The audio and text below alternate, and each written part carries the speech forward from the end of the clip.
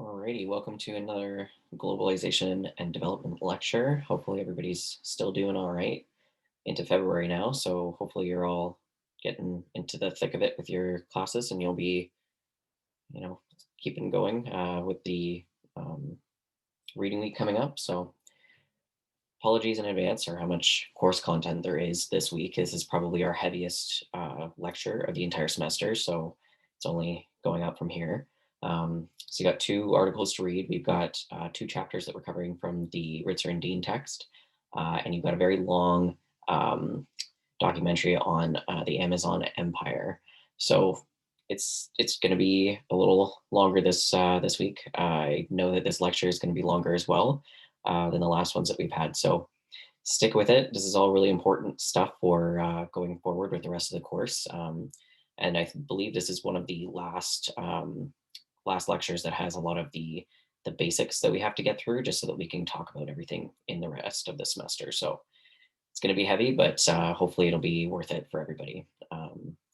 So, because the economy is very important to globalization, we're going to be talking about it this week across two major parts of the economy. So, we've got the economic structures and the economic flows, specifically the flows involved with production and consumption. So, we're going to explore the economic structures involved with globalization, understand the historical development of these structures and the key economic organizations, consider critiques of the systems and its organizations, reflect on the changing relationships of these and the impact of the economic crisis, and we're going to better understand the global flows in production and the global flows involved in consumption. So the first half of the lecture is probably going to be a little bit more intense than the second half. So once we get into the global flows and the production and consumption, it'll be a little bit less intense. But we have to go through the history of all of the structures that are in place to be able to understand where we're at now. So the one important view of the global economic system, specifically a global capitalist system that has emerged since about the late 1800s,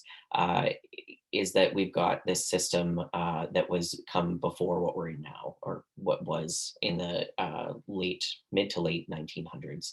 Um, so it kind of peaked this before Bretton Woods system. Didn't really have a name, but you'll get into what Bretton Woods is later. Um, but it reached a kind of a peak in 1914. And there's some interesting analogies between the growth of the globalist capitalist economy during that period and today. So during in the earlier period of this global progress, it was spurred by developments in transportation, like the railroad, the steamship. In more recent years, it's the airplane and being a central role in that kind of development. You've also got some similarities with the telegraph as it enhanced global communications in the early 20th century. And now it's the internet and social media that are playing a role almost a whole century later. So the global economic development then and now, they both depended on large scale flows of capital. And this development in these periods involved a lot of large scale immigration and even the growing importance of remittances to those who remained in the homeland.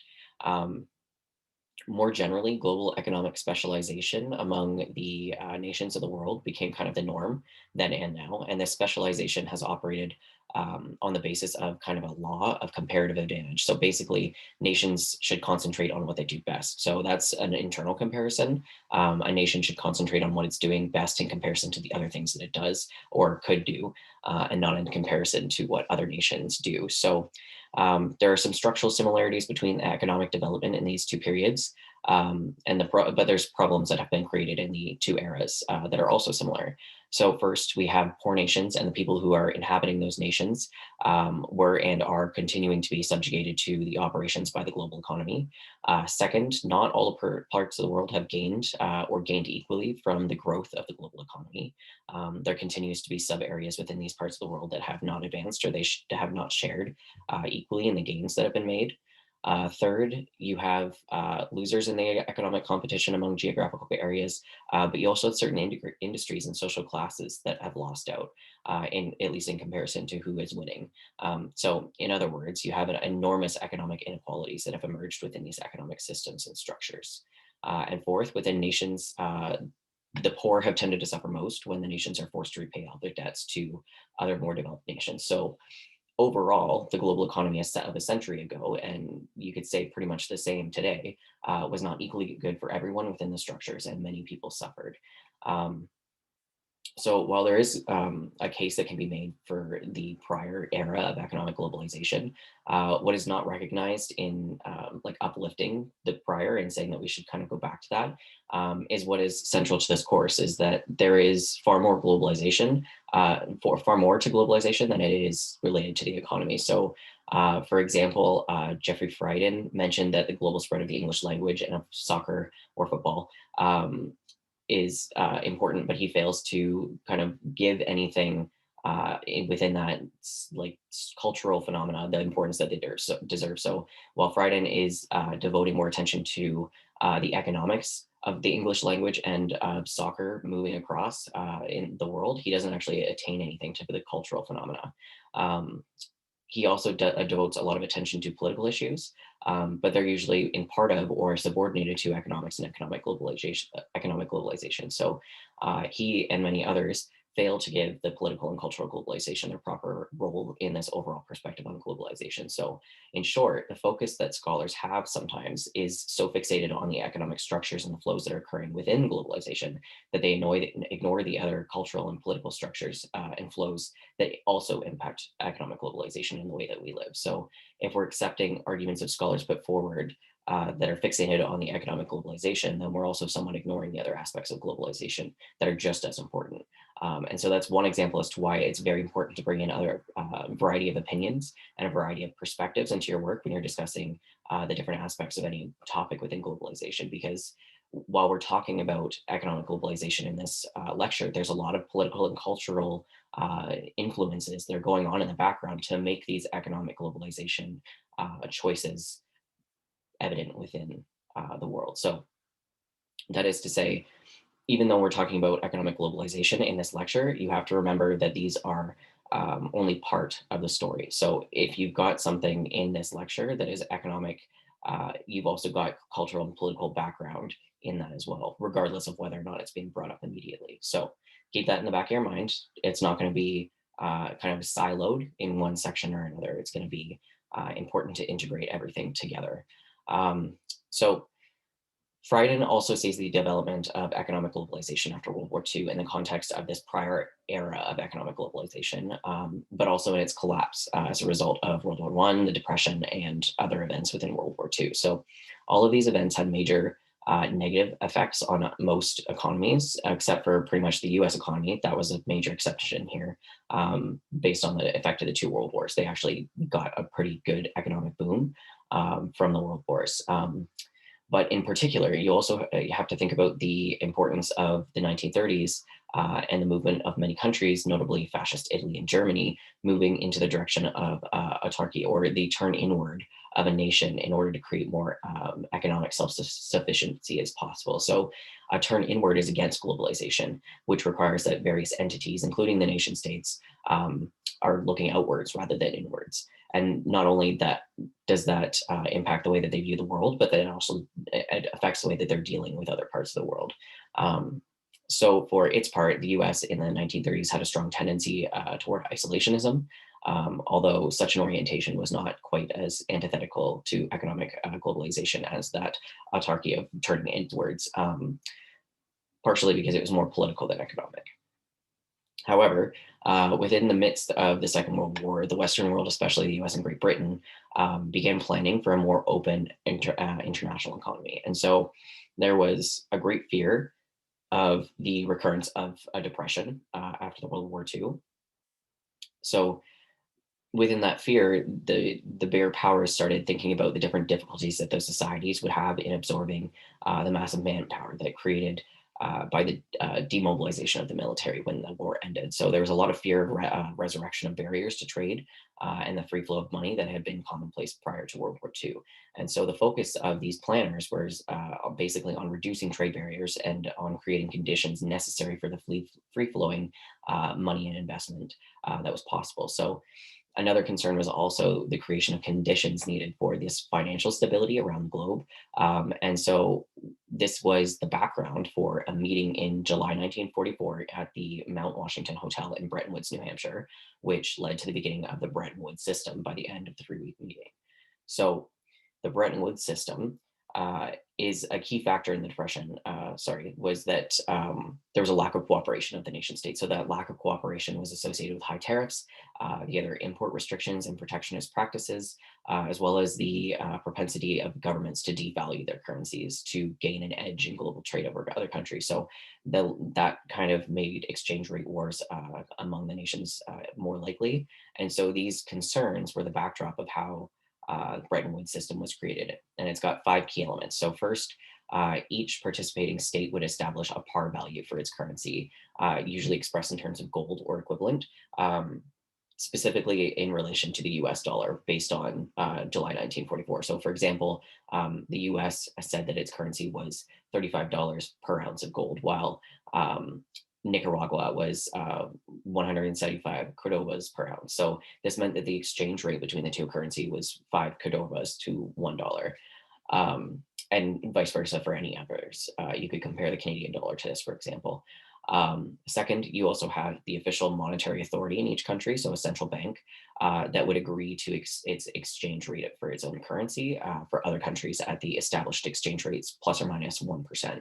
And so this made international trade possible at or near the exchange rate of currencies of the countries involved without needing for any outside intervention.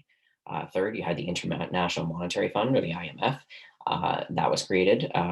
And it was created to establish, stabilize, and oversee the exchange rate. So these 40 states that were involved in the Bretton Woods system became the IMF members in 1946, and they were required to deposit some of their gold reserves into it.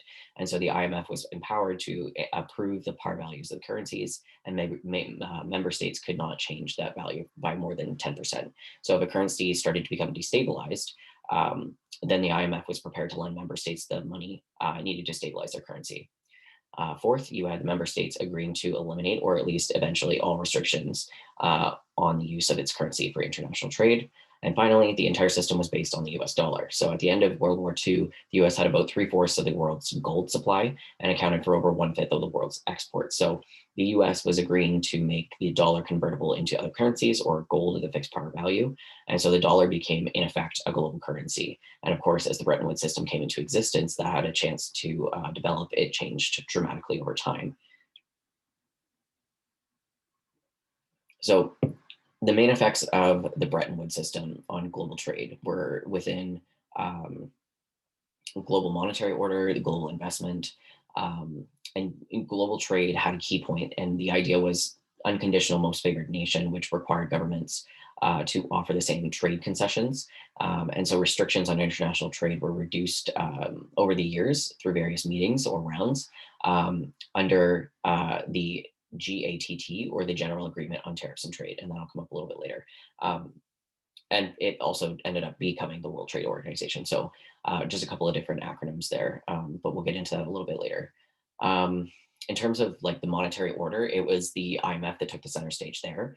The goal was kind of to provide security and flexibility to the monetary order. And so what emerged between 1958 and 1971 was the system that the US could not change the value of its dollar while all the other countries could, but also very infrequently. So this made exchange rates stable enough to encourage international trade and investments, which wouldn't have been encouraged because of the dramatic fluctuations in those rates.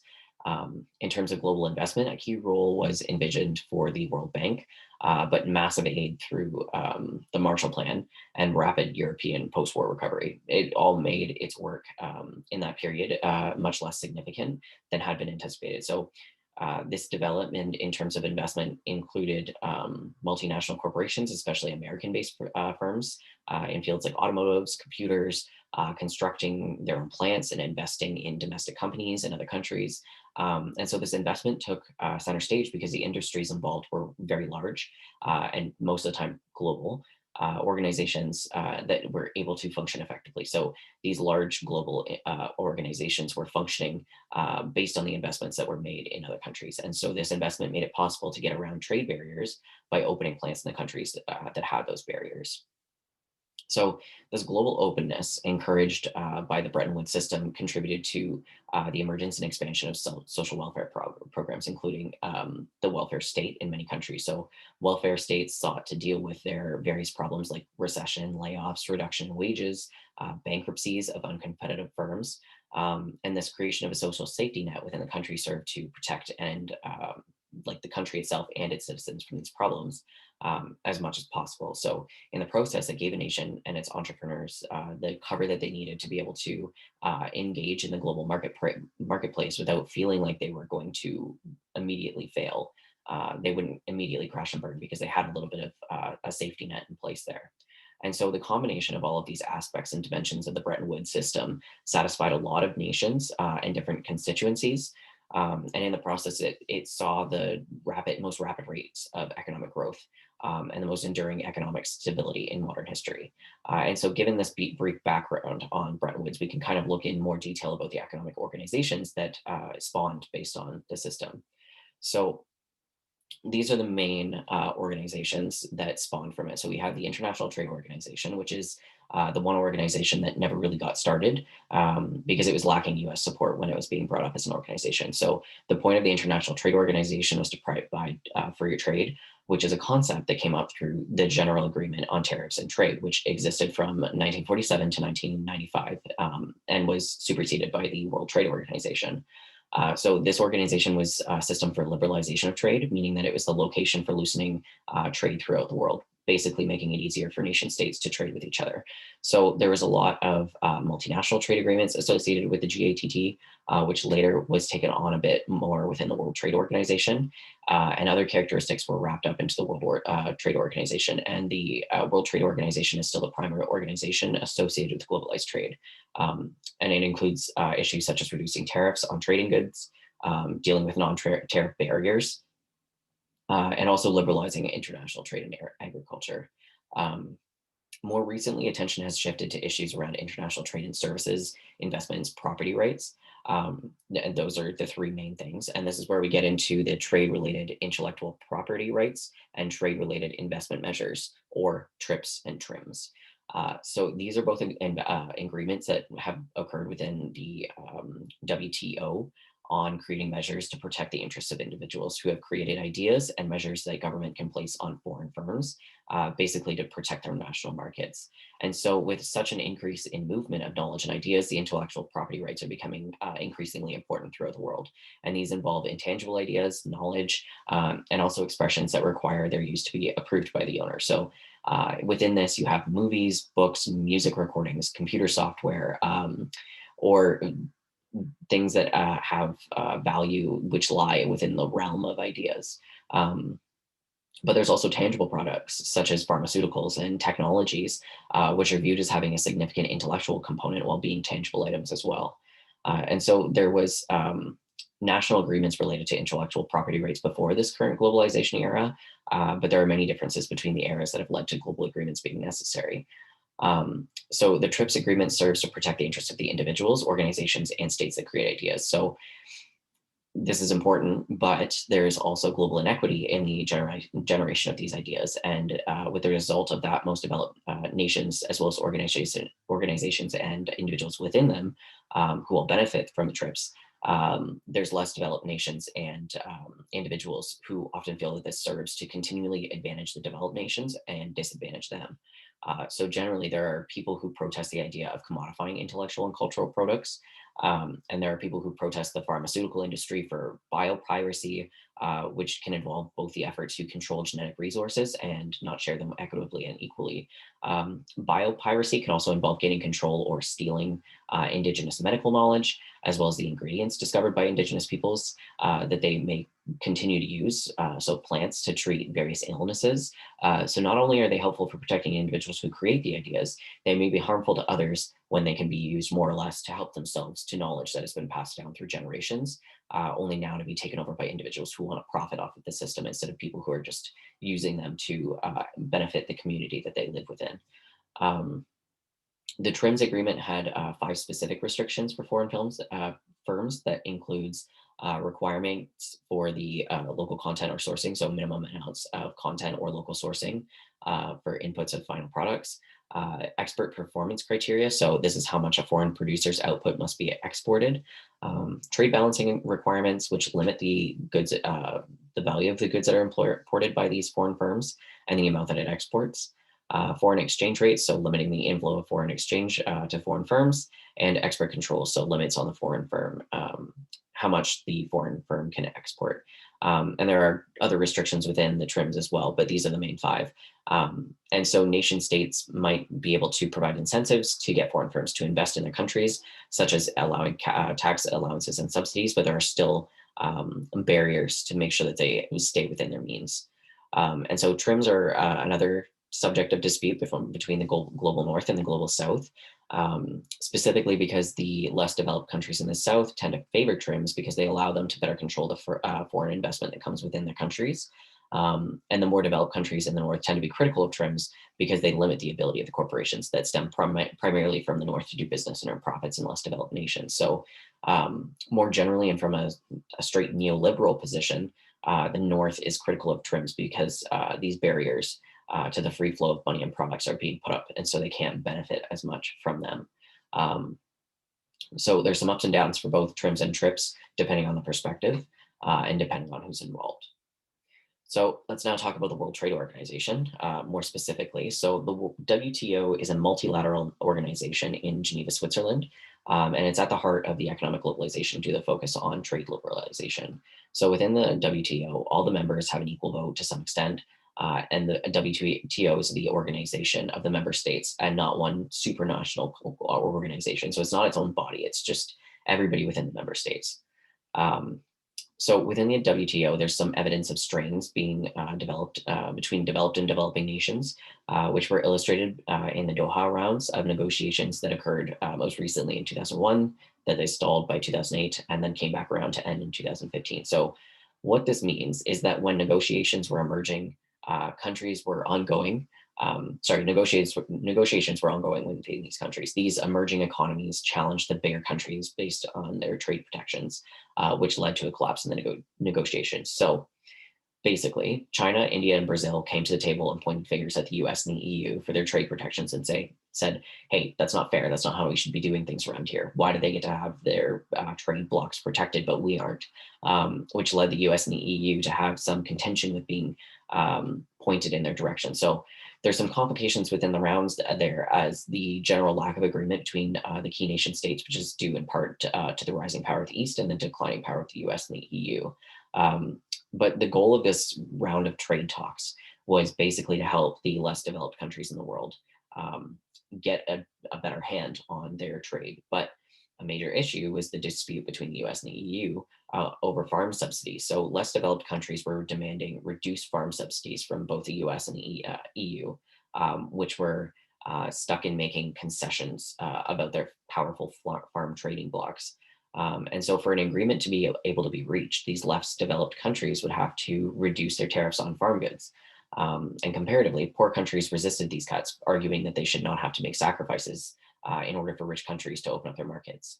And so, while the agreement to remove farming export subsidies was inevitably adopted, other talks stalled, and there was, for the first time, that the member nations refused to reaffirm Doha's mandates.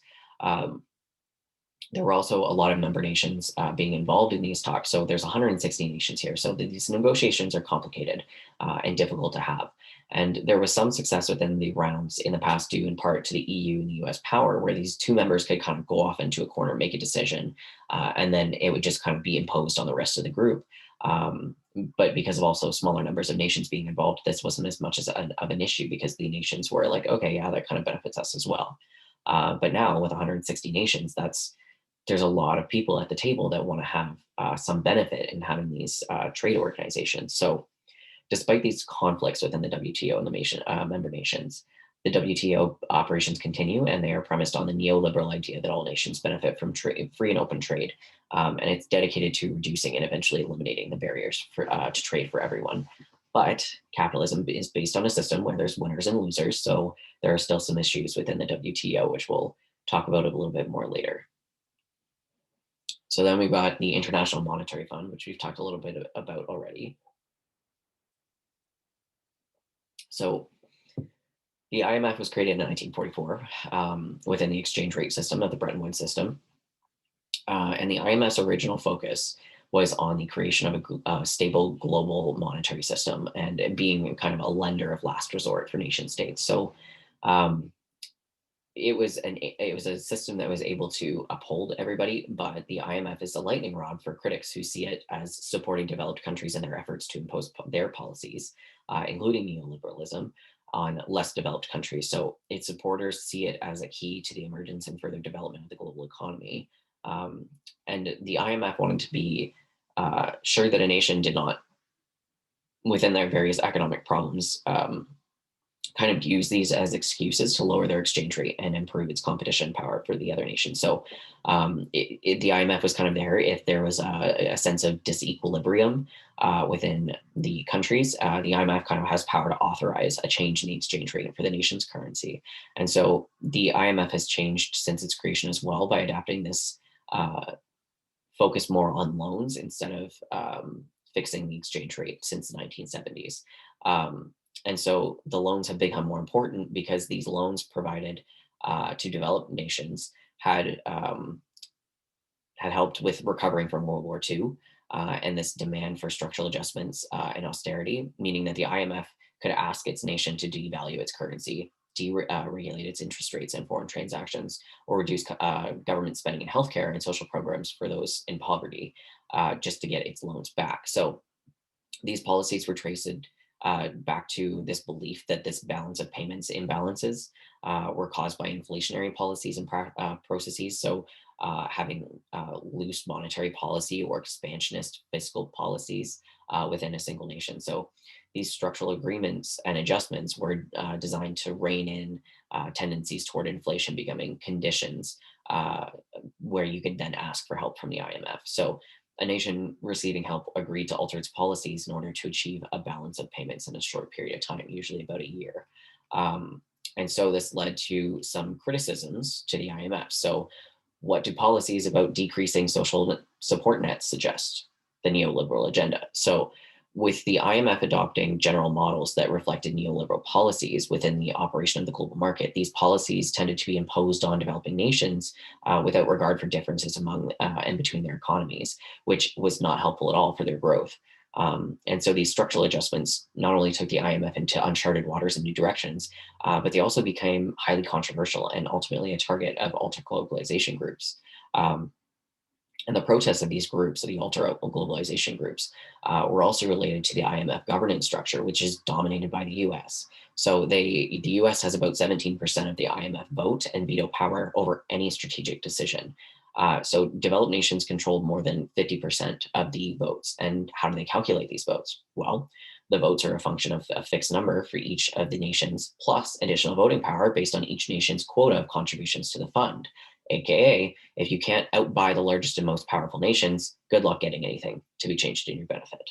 So, on top of that, you also have the managing director of the IMF that usually comes from the Western Europe and the deputy managing director from the US. So, you have a very large amount of power being put into the hands of just a few nations. And so that really limits the amount of buying power that developing nations have over these votes, because if you don't have a very large group of people being able to come together and say, hey, we're going to do this one thing so that we can outbuy the US, you're not going to get anywhere because the US just has too much power.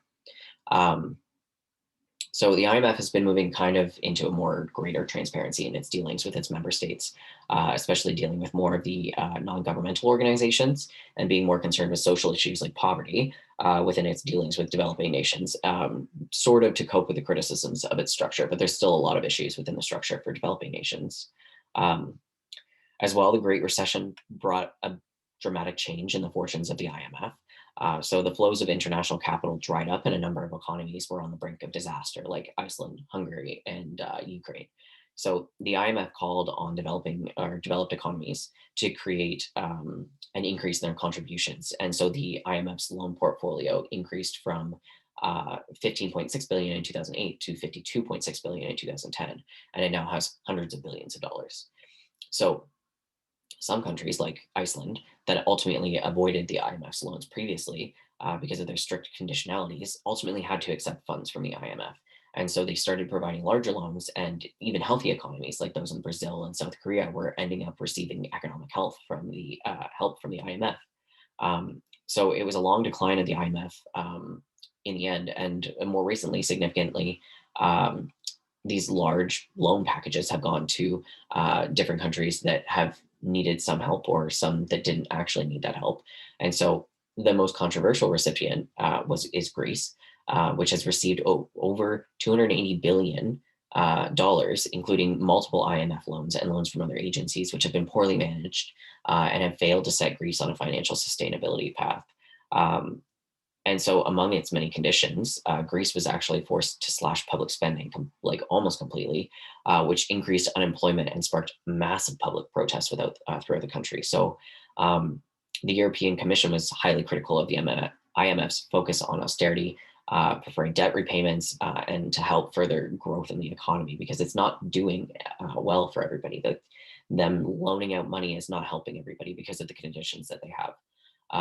And so, with this continued focus on austerity and cuts to social programs, these conditions on nations are more likely to make the IMF's goals, like promoting human rights and the sustainable development goals, even more difficult. And so, even recently, more recently, the economic crises from the pandemic has sparked a lot of further demand for the IMF loans, and so nations have grappled with the economic fallout. And the IMF secured over $1 trillion in lending capacity, and was dealing with requests for emergency assistance from more than 90 countries after COVID hit. So this really high demand, coupled with its continued emphasis on loan conditionalities, is likely to reinforce both the neoliberal economic policy and the rise in economic inequality that's associated with it, all of which are problematic. So then we get into the World Bank. So the World Bank, officially named the International Bank for Reconstruction and Development, is a UN agency that was set up in 1944 at the Bretton Woods meeting and began operating in 1946. So this membership is open to all member states of the IMF, and as of this writing, it includes about 189 nations. It provides funds to government-sponsored or guaranteed programs in the so-called Part 2 countries, which are member states that are middle income or creditworthy poorer nations. It also provides advice and analytical services to states. And so, among the missions of the bank are to encourage development of productive facilities and resources in less developed countries, provide funding for productive purposes when private capital cannot be obtained within reasonable terms, encourage international investment in order to promote international trade and development and equilibrium in balance of payments, and help member countries improve their productivity, standard of living, and labor conditions. Um, so over the years, the bank has expanded far beyond its original purpose of just providing um, funding for projects that involved physical infrastructure like transportation, communication, water projects, whatever, um, that were capable of generating income. So it now deals with a very broad range of issues related to economic development, including population, education, health, social security, the environment, culture, all these different aspects of a macroeconomic policy and structural reform and poverty alleviation. So in addition, it's now making loans to deal with a variety of governance matters, such as public sector management, corruption, legal and judicial reform, and some aspects of human rights and broader policy reform. So, this support is given also to help women deal with gender inequality and discrimination. And the bank continues to expand on its range of concerns and activities. So, most recently, it's become more concerned with child labor, reconstruction after conflict, all with a heavy focus on poverty reduction. And the NGOs and the affected people have grown increasingly involved with projects financed by the World Bank. Um, and these decisions are not supposed to be made based on purely economic, political grounds. And the bank is not supposed to intervene with political affairs of member states. However, exactly what is deemed political and is not defined by the World Bank, and it's often not difficult to ascertain whether or to what degree these political considerations have been involved in bank decisions. So, as we've discussed, its neoliberal economic policies themselves are a form of ideology and are politically contentious. So we have to keep that in mind. Again, there's more underrunning this than just the economic side.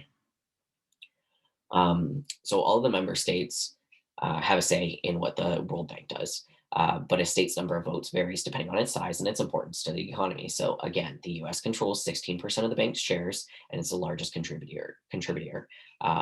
each member state appoints a governor to the board of governors, which meets once a year. And there's also a 24-member board of executive directors that are empowered to handle the most important functions like financing, operations, the budget of the larger and more unwieldy board of governors. So the president of the bank is the chief of the bank's operating staff, and this president is officially appointed to a 5-year renewable term by the board. But tradition is that the president is appointed by the president of the United States. So, predictably, studies of decision making at the World Bank have shown that the US has the greatest voting power, and that most borrowing nations have very little voting power. So, that brings us into the criticisms of the World Bank, which is that you've got, for starters, loans that are administered with the intention of making a profit rather than the goal of promoting development and poverty alleviation. There's also fear that there's terms of loans or projects that are financed that would be driven more by their ability to turn a profit rather than the needs of the local people, their ability to kind of combat poverty or to promote sustainable development. Um, and recent presidents have also had to contend with the Trump's administration, their skepticism about the World Bank and its goals. So, for his part, the most recent president had promoted the bank's activities as enhancing Trump's America First strategy by providing generous loans to strategically important countries or providing expertise for United States infrastructure projects. So, if the bank's activities are supposed to really enhance an America First strategy, then its broad goals of poverty alleviation within emerging economies and global development are being called into question. Um, Over the years, you've also seen some more controversial things, especially since the 1980s. So, um, again, as we said, the bank is dominated by rich developed nations, and less developed nations and non-states like NGOs have very little say in what goes on. Second, there's also a lot of concerns that the bank serves certain interests like the nation state, international capital, wealthy nations, and economic elites in developing countries. And it's thereby adverse effects have been brought up with those that are more poor and within less developed nations. And so, even though it's got a heavy emphasis on reducing extreme poverty, critics are saying that its neoliberal policies are actually worsening the poverty. And they're quick to point out that developing nations often pay more in interest to developed countries uh, than they receive in aid at all. So, and then third, you've got a result of the bank's expanded mandate. It's being seen as having lost focus and on encroaching on the activities of other agencies and thereby weakening um, their power whatsoever. Uh, so one of the more recent controversies of the bank was in 2007. So this was during the bank's annual World Development Report. And this one was devoted to agriculture. And so, within its mandate to use funds from rich nations to reduce the poverty in poor ones, the report was kind of a shock because it showed that the bank had been neglecting agriculture in sub-Saharan Africa.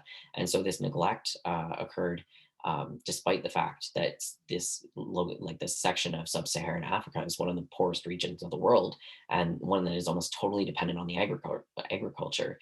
So within the 1980s and 1990s, the bank had helped push the public sector of sub-Saharan Africa, which was seen as inefficient and dominated by poor management practices, out of agriculture on the neoliberal assumption that the agriculture would improve if privatization and market forces were allowed to operate. So the private sector has not filled this void, and this has been disastrous for the agriculture in the region. And so, as one economist put it, quote, markets can't step in and won't step in when people have nothing. And if you take that help away, you leave them to die. Another economist said, here's your most important client, Africa, with its most important sector, agriculture, relevant to the most important goal, people feeding their families. And the bank has been caught with 2 decades of neglect. So while there's been various observers that felt that the bank was not given enough credit for its positive contributions, and a lot of the blame has been said to lie with the African governments, the bank itself has acknowledged its own mistakes within this domain. And so, in spite of a lot of difficulties, the bank has been an important force globally. So it's still a forum for a vast number of nations to discuss development and for development refinancing.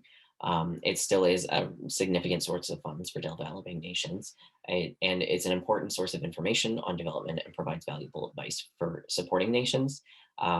And fourth, it does to promote development, but it's still within a specific form of neoliberal development. So there have been some problems within it, but it still does help. Like most of these systems, if they weren't there, then there would be some extra struggles, but they're still dominated by uh, countries that have a lot of pull, including the US.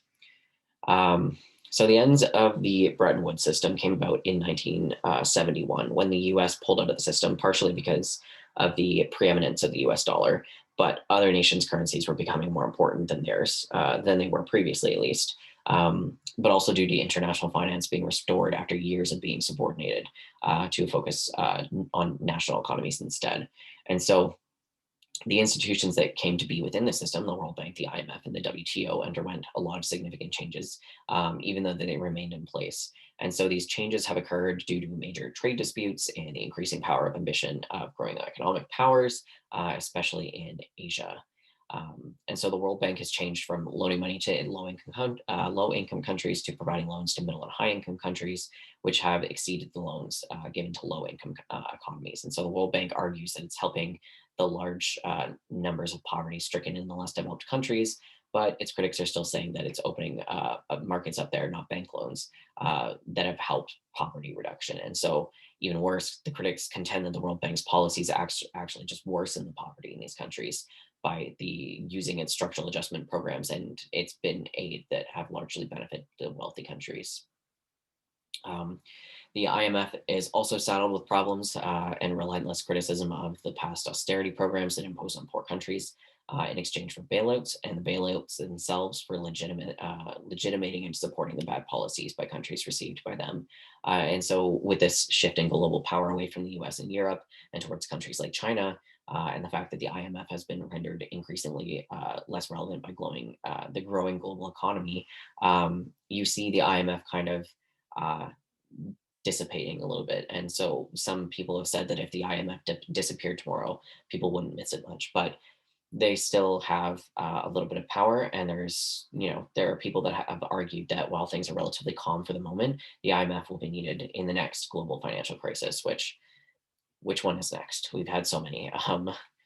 Uh, the biggest problem facing the WTO is the possibility of failure in the next Doha round, along with increasing trade wars and nationalism that could lead to kind of a reversal on the trend of opening trade systems. So the fear is within this new era of protectionism would lead to a slowdown in the global economy, and this was exacerbated by the Great Recession as being one of the straight outcries of the U.S. being to buy American, and more recently with America First. And so these calls have been heard elsewhere in the world, especially within the rise of populist nationalism, to buy locally. And while it's not bad to support locally, within globalization, we want trade to be international, um, at least to maintain that global movement of money. One of the most effective critics of the Bretton Woods era organizations is Joseph E. Stiglitz. His critique is especially powerful because he had practical experience within these systems. So he was a former economic advisor for Bill Clinton when he was president, and he was also the chief economist at the World Bank. So he's able to view the operations of this global economic system not only from the inside, but also from prominent positions within the powerful institutions. And so this critique is kind of held up a little bit higher because it's a critique from within rather than those who are on the periphery of the system, and then those who feel that they're being exploited by it. So obviously, if you're being exploited, you're going to be upset about it and critique the systems. But when you're within the system and you have kind of a bit of power here, then you can also critique it at a level that is a little bit higher. So Stiglitz argued that economic globalization, or the removal of barriers to free trade and the closer integration of national economies, can be a positive force and can enrich everyone in the world, including the poor. However, it's not been the case because of the way that globalization, especially international trade agreements, have been managed, including their imposition on less developed nations. So as a result, he sees an increase in global poverty as well as a growing gap between the rich and the global poor. And so in this way, globalization has not fulfilled its promise. It's not made it better for everybody, and like it said it would. So globalization has not provided this global economic stability that a lot of people thought that it was going to promise. And so he also accepts various criticisms of the West in his criticism. For example, he agrees with the argument that the West has been hypocritical in seeking elimination of trade barriers in other parts of the world while maintaining its own trade barriers. And so he accepts the idea that the West has been a driving force in the economic agenda that has furthered its own interests while disadvantaging the less developed parts of the world. And in terms of the IMF, he sees several major changes since its creation of the Bretton Woods in 1944. The IMF was created on the basis of belief that markets worked badly, and now have been it's become a strong champion of market supremacy. And so since it was founded on this idea of the need to pressure developing countries to expand economically, but it's now going to provide funds to developing countries only if they engage in the policies like cutting deficits, raising taxes, or interest rates that lead to a contraction of the economy. um, Stiglitz attributes this um, in the IMF to the Reagan and Thatcher years in the 1980s. So the IMF and the World Bank become almost missionary institutions pushing the neoliberal Washington consensus ideas, such as market liberalization, the removal of barriers, fiscal austerity, and privatization on developing countries that were inclined to go along because they just badly needed the funds from them. Um, he also offers a much longer list of more specific IMF errors and blunders, like privatization of state-run systems, like steel mills, which was often done way too quickly, and the new privatized businesses were often ineffective, in part because they weren't ready to operate on their own. And as a result, consumers suffered, as did workers of privatization brought within the companies itself because it brought job loss. And privatization often went hand in hand with the corruption. Um, the push to liberalize financial and capital markets was also one of the things that he was critical about in the IMF. And this attempt to reduce barriers to trade often hurt small emerging countries and contributed to financial crises in the 1990s. So this resentment was generated in these countries because of the pressure to liberalize them. And that came with restrictions on finance, capital, and trade. He also saw that the IMF failed within the sequencing and pacing of the changes. So forcing liberalization before the safety nets were put in place, before there was regulatory frameworks that would be able to like keep everything in line, before the countries could withstand the consequences of this sudden changes in market sentiment, and forcing policies that led to job destruction before the essentials of the job creation were in place. So forcing privatization before there was adequate competition and regulatory frameworks. And so the IMF failed to deal with these issues such as job creation, land reform, improved education, improved health services, and helping workers, which ended up hurting them in the long run.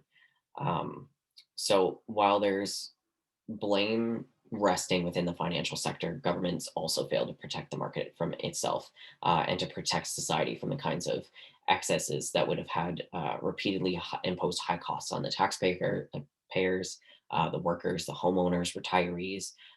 And so a lot of this government policy is driven by this ideological belief in the free market and a distrust in government in general. So um, Stiglitz is clear in arguing that the international financial institutions, so the World Bank, the IMF, and the WTO, arguing that they were inadequate in preventing crises and they need to be reformed. So they have to kind of improve their credibility in the eyes of these developing nations by giving them more voice in the institutions. And they also have to be coordinating better among the international institutions, which could be accomplished through creating a new agency, a new council that would consist of an international panel of experts that identify global systemic risks, and that are interdisciplinary in nature so that they're able to identify the social and environmental challenges as they relate to the systemic economic problems. So here we see more integration of the cultural, political, economic, and environmental all into one so that you can actually see what's going on in all of these types of globalization so that it doesn't impede the others, and then all of them are built up at the same time to benefit everybody. And whether or not that actually comes about is another thing. And then you've also got regional economic integration and free trade. So while the WTO, the IMF, and the World Bank are global structures that are promoting interdependence and common rules, these economic structures, many other economic structures, are functioning at smaller regional scales. And these include a range of economic structures such as free trade agreements and economic unions, And so the WTO kind of refers to these as regional trade agreements or RTAs. And it's within their level of economic integration, so organized from below, from a lower to a high level of integration. So these free trade agreements, which remove tariffs and quotas within the groups, customize unions, which establish common tariffs for countries outside the groups, common markets, which lift restrictions on the movement of factors of production within the region, and economic unions. In so you have that these common macroeconomic policies are adopted. So there's been enormous growth in the growth of RTA since the 1990s. And so this map shows the number of RTAs that have are currently enforced. So with this global snapshot that shows the RTAs and how they've grown dramatically in the numbers and complexity in the recent decades. So from 1990 to 2017, the total number of agreements increased from 52 to 80. And so this number continues to grow. And within 2020, one of the world's largest RTAs that were the was the Regional Comprehensive Economic Partnership, which was near completion. And so the RCEP has been under negotiation since 2012, and it includes 15 countries. It includes Australia, China, Japan, New Zealand, South Korea, Indonesia, Malaysia, the Philippines, Singapore, Thailand, Brunei, Vietnam, Laos, Myanmar, and Cambodia. And so that would end up covering nearly a third of the world's population and GDP, and it would be larger than the EU and the USMCA. So you've got RTAs that are becoming deeper and becoming covered by more policy areas, which are going to be important. So we've talked plenty about the European Union or the EU, but this is a bit more about the development of the EU as it emerged from the post World War II from a series of developments aimed to promote integration and trade between European nations, such as Eurotom, EEC, and EC, all of which are focused on creating a unified market for the EU within various economic markets. So one of the most significant things was the I'm going to butcher this. I believe it's Maastricht Treaty of 1992. So this treaty was finalized in 1992, and the outcome of the meeting was to create a monetary union.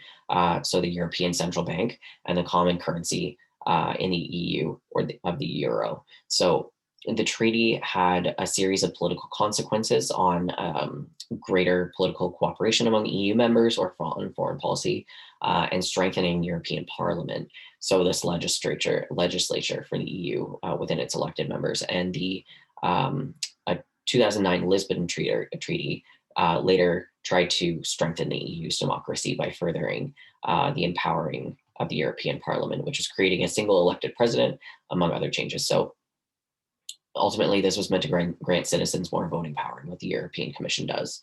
And so you also have the Eurozone, which launched in 2002 to include all those that were adopting common EU currency, but some significant members still opted out and criticisms increased. So some criticisms include that it was believed to lead to an increase in prices and have depressed the economic growth rates because the policies of the European Central Bank, which sets policies for the Eurozone nations, was in place. So the economy of Britain which was issued in the euro and remains committed to the pound, has generally outperformed the Eurozone countries. So this criticism relates to the European Central Bank's policies, which are not seen as flexible enough to take into account the different needs of the 19 European nations that currently use the euro. So despite all of these criticisms, the euro still stands as the currency across the nations, but it has been called into question quite a bit.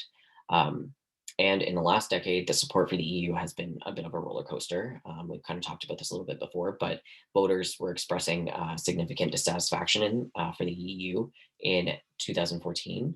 And it was the first election since voting that was expanded in the Lisbon Treaty. And it was the most important vote in 10 years that gave Europeans more influence over key positions. So after 4 days of voting in 28 countries, citizens voted a large cohort of populist leaders, mostly from the far right, into the European Parliament. And so For example, you had a neo-fascist group in Germany, you had a neo-Nazi party in Greece, and both won a seat in parliament. In Hungary, the anti-Semitic Jobbik Party obtained the second largest number of votes. Far-right parties did also very well in Austria and Denmark and Sweden, even though mainstream parties in most countries, like the Netherlands and Italy, still fared well. And most famously, we have Britain, who voted to leave the EU, leading to Brexit, which we've discussed previously. So all of these parties and campaigns achieved success by appealing to voters with anti-immigrant rhetoric and claims that the EU threatened their national identities, calling for decentralizing more power into the individual nations. But just a few years later, in 2018, the support for the EU was at an all-time high, 35-year all-time high. And so 2/3 of voters believe that EU membership had benefited their country. Support was over 90% in some smaller European countries, including Malta, Ireland, Luxembourg. And support was weakest within Italy, where the national government is highly critical of the EU. But overall, voters believe that the EU promotes peace and democratic values. At the same time, they view the EU as intrusive, inefficient, and not understanding the needs of its citizens. So, economically, a majority view the EU as promoting prosperity, but half believed that the financial situation of average people in the country has worsened over the past 20 years. So, in the 2019 vote for European Parliament, pro-EU powers maintained control within the EU and fought off the populist surge that some people had predicted. So, and then later on in 2020, 4 years after the Brexit referendum, there was a vote in the UK that showed that most people would re-elect to stay in the EU, and only about a third voted to leave, and about 10% wouldn't vote at all. So there's some support for the EU, but not enough to get Britain back in, at least. Not right now. So then we get into NAFTA, or USMCA. So this is the trade agreement between the US, Canada, and Mexico. And so it was the North American Free Trade Agreement. Now it's the USMCA, so US, Mexico, Canada Trade Agreement. It's only had some minor modifications, but NAFTA began in 1988. And it was a bilateral trade agreement between Canada, the US, and Mexico. And it was uncontroversial because it involved Canada and the US, but it became a little bit more complicated for the US when Mexico was included in the agreement. So NAFTA shows a little bit of a less integrated example of what trade agreements can look like compared to the EU, which has a very integrated outlook for all the nations within its agreement. But NAFTA was ultimately influenced by the EU developments and came into effect in 1994. So there's been a handful of criticisms of NAFTA, including wages declining rather than increasing in Mexico. The initial gain of Mexican jobs was given way to a loss of jobs, especially to China. Mexican farmers have been disadvantaged in comparison to American farmers who receive subsidies from the government. US workers have also lost jobs because their firms have moved to Mexico or Canada, and the ability of those firms to fight for jobs for better working conditions has been weakened. Wages have also declined in the US, and NAFTA has received some opposition within social and environmental issues during development and implementation, especially for farmers, human rights groups, and environment groups. So NAFTA was modified to become the USMCA in 2020 with minor modifications. But ultimately the countries were supposed to benefit equally. That was the whole point of the trade agreement. And so to give more detail to the impacts of the trade agreements and what they can have on individuals throughout countries, we're going to talk about Mexican corn within the context of this trade agreement. So corn is a staple in the Mexican diet, particularly because it's a key ingredient in the tortilla, which is an essential part of Mexican food. And because of globalization and NAFTA, Mexico now grows less of its corn and therefore imports more from other nations, especially the US. And so critics argue that this makes nations like Mexico more vulnerable to the changes of the global market and ultimately to higher prices. And so this is pretty much what happened with the price of corn and therefore tortillas. It was hardest hit by the price rises on these staples. And these, because they're staples in the Mexican diet, it hurt the poorest members of Mexican society the most. And so This issue came to a head in early 2007 when the former Mexican president was forced by protests over rising corn and tortilla prices to coerce producers and some retailers like Walmart, which had a huge player in the Mexican retail market, into signing an agreement that fixed the price of corn products. So this was particularly interesting and important because the president is an advocate of free trade. So his action is actually caused a significant rise in toward corn prices in the global market, leading to a one-third rise in the price of tortillas. And so this hit half of the Mexican population, about 170 million people, really hard because they lived on less than $4 a day. And they might spend as much as one quarter of that meager income on tortillas. So once the price rise was happening within the US, where corn prices were rising because of the increased demand as a result of growing interest in corn to produce ethanol as an alternative to gasoline.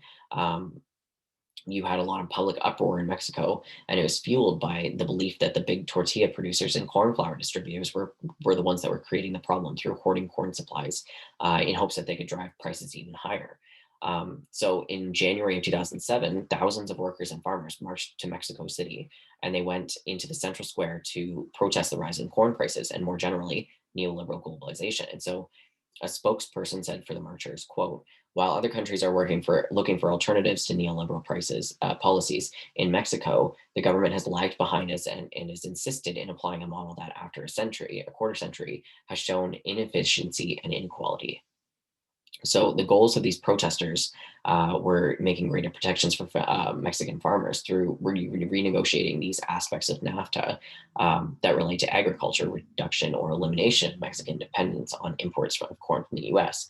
And Mexico gets about 25% of its corn from the U.S. So it was later a movement of the broader objective of food sovereignty. And so 1 year later, in 2008, Mexican farmers took to the streets again, and this time, excuse me, under NAFTA, Mexico's corn import taxes were set to expire. And so farmers claimed that the policy would drive them out of business, especially since American farmers were receiving subsidies that kept the price of their corn really low. And so the broader issue within this Mexican corn talk is that there's been a long-term trend away from Mexican self-sufficiency in this corn production and food more generally, which has led to a decrease in sovereignty over its labor as well. So this gives a little bit of information on how these macro level trade agreements can force people into unfortunate situations, even though they're supposed to be benefiting everybody across the board.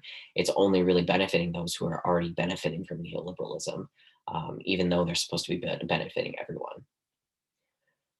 So some other economic organizations, you've got the OPEC, or the Organization of Petroleum Exporting Countries, which formed in 1960.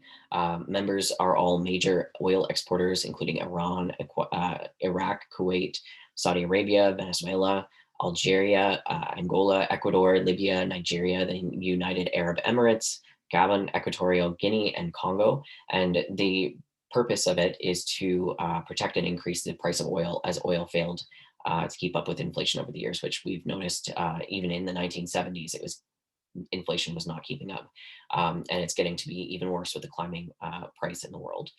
Um, so that's an organization that's trying to protect and increase the price of oil. Um, then there's also the World Economic Forum, which has annual meetings in Switzerland since the 1970s. And its aim was to increase entrepreneurship across the world with its very specific model of entrepreneurship in the global interest. And so membership is leaders of large corporations around the world. But again, there's a very specific membership qualification. And so this corporation must have at least $1 billion in annual turnover or an equal amount of capital, which is leading people to critique based on the neoliberal agenda that the forum is dedicated to. So these are two others that you might find interesting to look up yourself. Just to keep it a little bit shorter with the course content, I'm just putting it here for something that you can look into if you'd like. The role of emerging economies is also very important. So we see less developed countries whose newer industrialization is fueling their economic growth and political influence around the world. And so you see this in Mexico, Brazil, Chile, Russia, China, India, Vietnam. And the countries have remained less powerful than the global north, but they still play a very important role in the global production of networks and will likely increase the balance on the other side of the world away from the global north. So that would be a benefit to everybody. However, their future importance depends on what size their internal markets are, their international profile that enables them to leverage the WTO and other global organizations. Because as we've said, the US holds a very large amount of power, voting power in those larger global organizations. And it also has to depend on the level of cooperation with one another to develop these economic institutions and international forums outside of those who have historically had the majority of economic power. So these are all things that they're going to have to depend on. And one of those things might also be multinational corporations. So multinational corporations are corporations that are operating in two or more countries and that have been increasing more recently to be more major players in the economic globalization outside of the nation state and other corporations. And so this means that they operate in an array of economic, political, social, and cultural environments. So while multinational corporations have proliferated and grown in recent years, companies that operate, have interest in, or have activities outside of the home country are not new. So, for example, we've kind of mentioned the East India Trading Company and the Hudson's Bay Trading Company as multinational corporations, which they were. But now you see numbers, scales, and powers in multinational corporations increasing very dramatically within globalization. So, although multinational corporations mainly exist within the global north, there is quite a few that are growing more rapidly in the global south as well. So, uh, being a multinational allows multinational corporations to take advantage of geographically uneven markets and assets. So, for example, they're able to reach more consumers, they're able to access cheap labors, they're able to access more cheap materials. So their cost to do anything is going to be cheaper for them than it would be in some of the more developed nations. And these are very important because they are growing more powerful and becoming possibly more powerful than the nation state itself. Um, so the transnationality index of the top 100 multinational corporations is what this graph is representing. So getting a sense of the growth of these multinational corporations is hard to quantify. And so there's a lot of ways that they can put their growth into context. And so one scholar made this robust measure to measure a company's geographical reach, which is the transnationally index. And so noted by the one scholar, the TNI is a weighted average of three indicators: foreign sales as a percentage of total sales, foreign assets as a percentage of total assets, and foreign employment as a percentage of total employment, which higher values equals more transnationality. And so the scholar focused on the largest 100 multinational corporations. And so from 1993 to 2012, the TNI of those companies increased from 51.6 to 67.8 on the graph. And so this shows that these large companies did spread significantly across more countries, although they don't tell us how many more countries, but that approximately one third of their operations remained in their home country. So the TNI of the top 100 firms leveled out in the 2010s, and it showed a little decline by the end of the decade. And these measures do tend to vary by country of origin. So multinational corporations tend to have less, smaller companies, country multinational corporations tend to be more transnational. And why do companies become multinational? So one of the reasons relates to how the market investments are made, pretty necessary by the geographic unevenness of markets. So a company may reach a saturation point in its domestic market, then it might identify new markets that require its presence. They find that unless it's becoming trans or multinational, it will have its markets restricted because of the political regulations, so import tariffs. It might also find that a foreign market is idiosyncratic and that it can deal with only being physically present within it. And it might also discover that there are strong cultural and political reasons for it to be present in other countries. So there are a whole host of reasons that multinational corporations might seek out other markets. In terms of labor markets, they are also more likely to seek out countries that have more controllability within their labor. So less likely to be unionized, they have fewer legal protections over the workers' organizings. And so that makes it easier for them to manipulate the workers to do the work that they want for less pay. And so these are all beneficial to profit margins for those that are high up in power in these multinational corporations.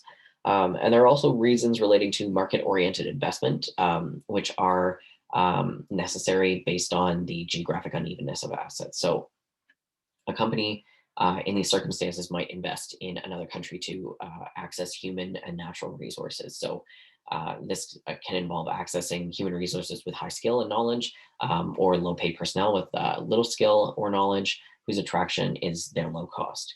Um, so this development of multinational corporations leads to the development of very complex networks. So, for starters, you have firms' internal network that is now tied to networks in other countries, which these larger, more complex networks are inherently more difficult to control. There are also difficulties in finding a balance between centralized control and local sensitivity. So economies within the scale of production and responsiveness to local market conditions are important. You also have the core and peripheral knowledge of the countries that you're in, global integration and local responsiveness. So there's more specific issues to what the multinational corporations might be looking for. Um, and these issues might depend on the location of corporate headquarters, core research and development centers, sales and marketing, and production activities. Um, so this index is one way to figure out whether there's a good amount of stability almost in the multinational corporations. So let me get into the myth of economic globalization. So all of the above within this, and also what is to come within the second half of this lecture, points to this growing importance of economic globalization. And so, while that's the predominant view, as well as the one that's adopted here based on what is going on, there are those who do not accept it. So, skeptics argue that a highly internationalized economy, although it might not have been labeled global, is not unprecedented. So, in fact, that the world economy has been may have been less open in the world economy during the period between 1872 and 1941. But most companies continue to be based in nation states in terms of their assets, production facilities, sales, and their multinational business stems from that national base. And so there doesn't appear to be much in the way of movement towards development of multinational businesses. So there's no major shift of investment and employment from advanced to developing countries. Foreign direct investment continues to mainly be advanced in industrial economies and not less developed countries. So trade is involved mainly in Europe, Japan, North America, China, and India. So they are arguing that it's not truly global, rather that they think that the international economy has expanded and is experiencing a growing supranational regionalization. And so this is powerful nations that possess the ability to govern the global economy themselves. And while those are solid arguments, they really come down to the point that contemporary economic globalization might not be as new or as great as a lot of people say it is. However, they don't contradict the idea that today's economy is globalized. The view adopted here is that the global economy is more global than these skeptics argue, and that it continues to grow even more globalized, at least in this moment. So, all right, hopefully you stayed with me through that. There was a lot of information to take in, a lot of history. Hopefully, you're all still here for the second half. This should be a little bit shorter and less complex and complicated to go through. So now we're into the different flows of trade. So global trade flows can be measured in terms of merchandise and services. So, for example, between 2008 and 2018, world merchandise exports increased to 25% to more than 18 trillion US dollars. And in that time span, these commercial exports increased 46%, or about $5.8 trillion. So, these trade surpluses and these deficits provide a snapshot to global trade, especially for the two economic global giants, so which are the U.S. and China. So the U.S. actually had a trade deficit in 2013 of $891.3 billion, and in 2018, China had a surplus of $351 billion. So there are some major differences within the flows that are occurring in these countries to have such huge deficits and surpluses. Um, so this is a map that shows the top importing countries in 2018, which were the US, China, Germany, Hong Kong, and the United Kingdom.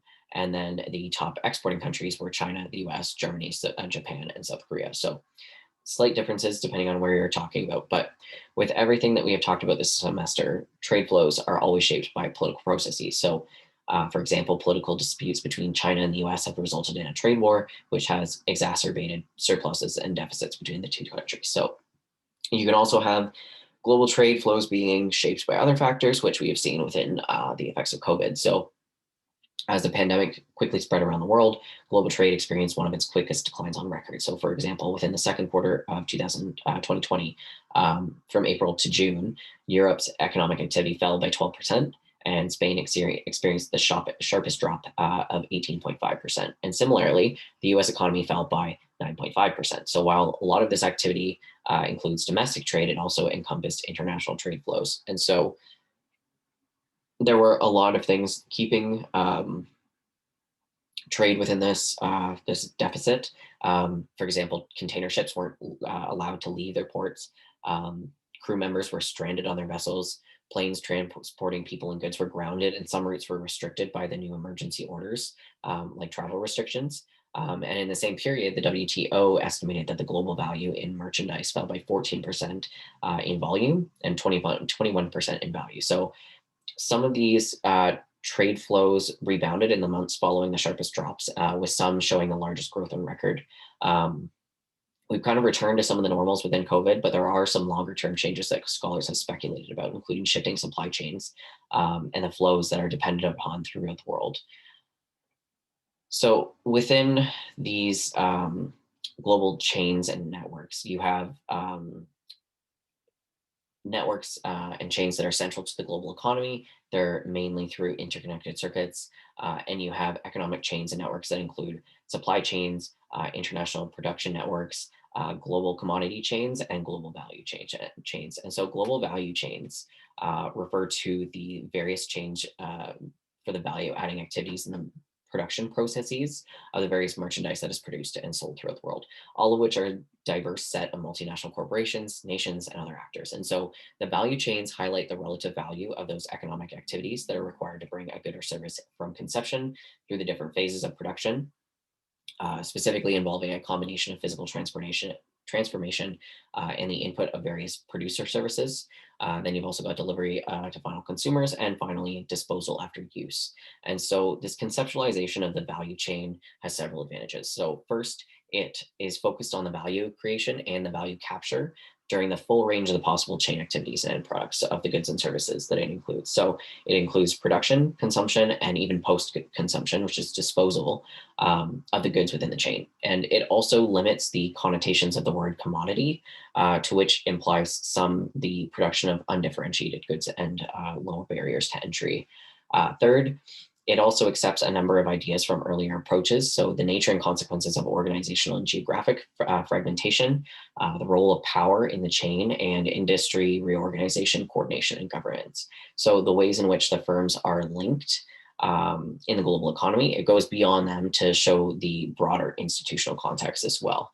And this broader context of global value chains focuses on questions of governance, trade policy, trade regulation, and trade standards. And so these policies can affect why some firms located in some countries rather than others are profiting more from their firm location, why they have a better access to a healthy and well-educated workforce, the degree of support in transferring knowledge, and a lot of other things. So these policies are coordinated through a development approach on the part of the state. So although the strategies might vary dramatically from the neoliberal approach previously discussed in China's state-led development, these key actors within the networks, including the national government, non-governmental organizations, development banks, multilateral donors who cooperate and compete to influence the shape and the flows of the economic value chains, are still upholding these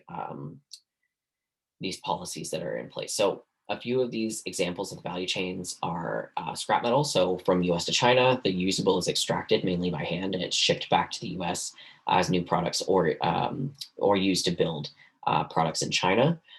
You've also got t-shirts. So US cotton is moved to China, it's manufactured, it's sold in the US, and then also to Africa for use for different market types or recycled into furniture.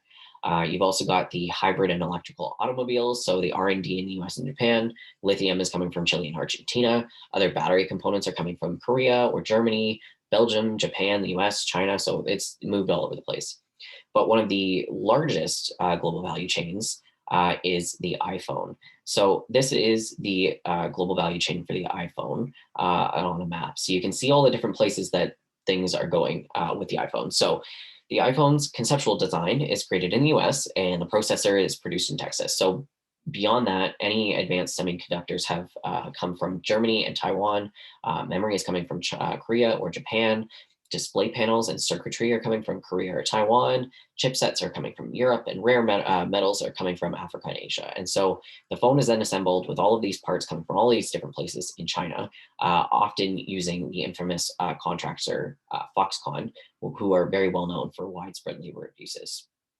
And so the lack of labor regulations in China and throughout a lot of Asia provides Apple with a cheap and flexible labor force. So, for example, Apple had last minute design changes, the use of new glass screen in its new model, and this required fully reconfiguring the assembly line. However, the new screens would be arriving at the same night that the necessary overhaul was to take place. So, one report described how the Chinese factory handled the situation. So this is a quote. A foreman immediately roused 8,000 workers inside the company's dormitories, according to the Apple executive. Each employee was given a biscuit and a cup of tea, guided to a workstation, and within half an hour, they started a 12-hour shift fitting glass screens to these beveled frames. You do not have that in Canada. We're not sitting on a property where you can literally go pick up 8,000 workers that live in the company's dormitories. The company, they're housed at the company to be then moved into a factory. No, that's not happening in Canada. You have to drive in. You'd be saying, like, I need you to come in. I have to give you a certain amount of notice. You're going to get this much labor extra pay for overtime because it's outside of your work stage. It's a 12-hour shift, so you're going to have 2 half-hour breaks for meal times. You're going to have at least 15-minute breaks every 3 hours. There's so much more going on in Canada that this would never be able to happen in China. And so after only 4 days, the factory was turning out more than 10,000 iPhones every day for consumers all over the world. So, of course, the flip side of this efficiency is that these 8,000 workers are living in these poor conditions in these company dormitories. And reports also show that the workers normally take off only 1 day off per month. And so there's evidence of forced labor, unpaid overtime, withholding bonus payments, illegal overtime for student interns at all of these factories, especially at Foxconn. So, huge problem. Not something that we in Canada would put up with. And unfortunately, we're paying for it. So once these phones are produced, they're distributed to markets around the world and they're sold to consumers at extraordinary profit margins. So, for example, if you got 250 gigabyte iPhone S Max, it was in 2018, 1,215, so $1,250 US. Probably about the same retail price, a little higher here.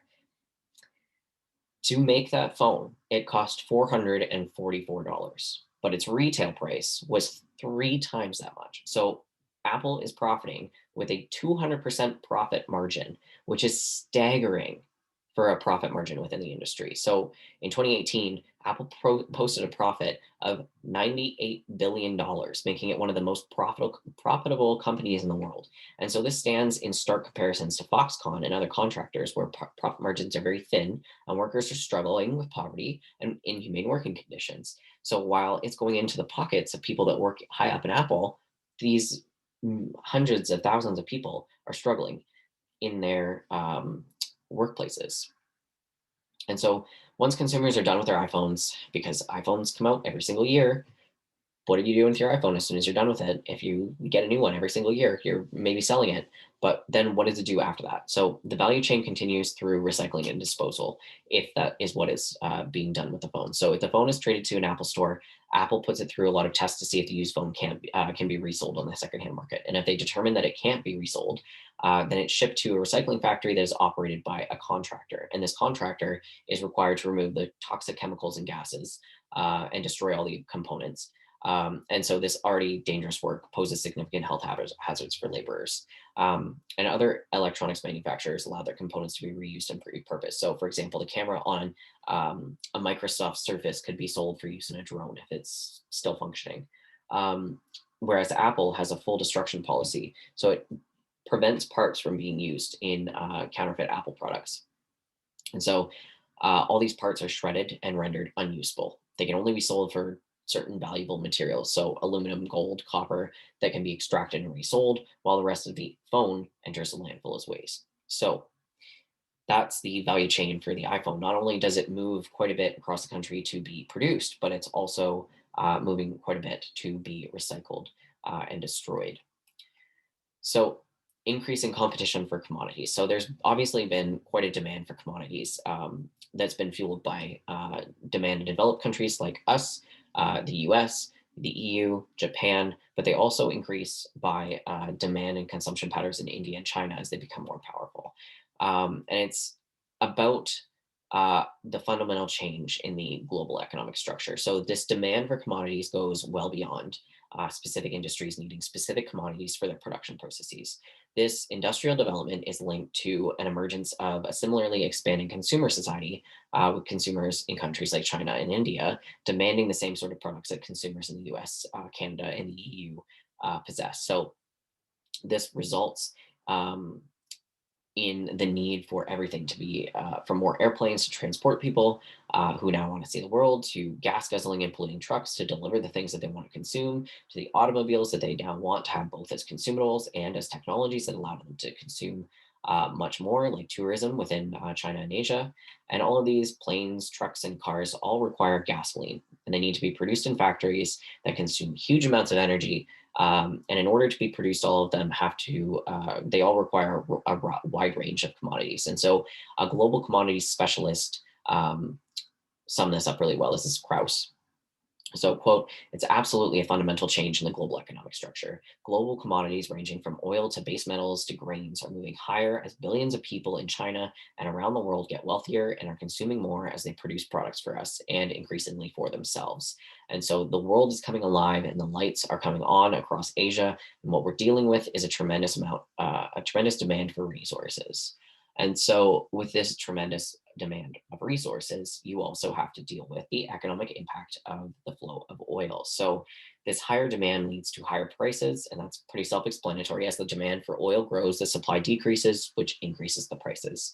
Um, it also becomes increasingly difficult to locate new oil and then get at it, especially with non renewable resources like oil. Our dependence on the substance is going to have a huge impact on the rest of our lives, including creating a ripple effect on the rest of the economy.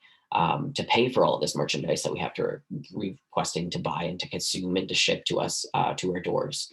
Um, and then you've also got hydraulic fracturing or fracking, which has led to decreased costs, but at a very high significant risk for the environmental. So it's helped the US to become the net exporter of oil, but it's also a very significant risk to groundwater and air pollution. So there's some ups and downs in this. And in a sense, you've got um, this oil wealth that has come about. So there's a huge influx of petrodollars in oil producing countries like the Gulf states. And all of this wealth needs to be invested somewhere. So it brings a lot of power and influence.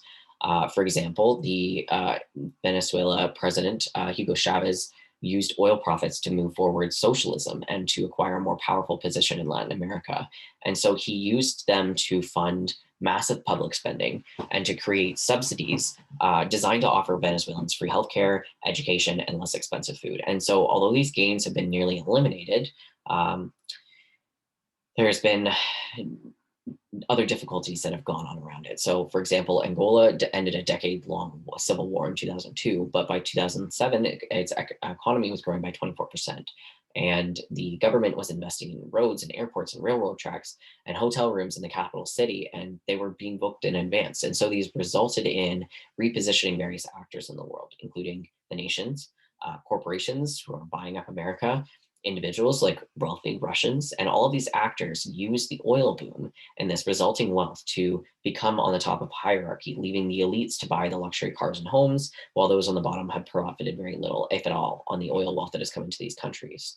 And so Having this reliance on oil production and consumption has also led to a lot of instability among countries who relied very heavily on just this sole income from oil during its crashing prices. So, for example, Venezuela has faced the worst crisis.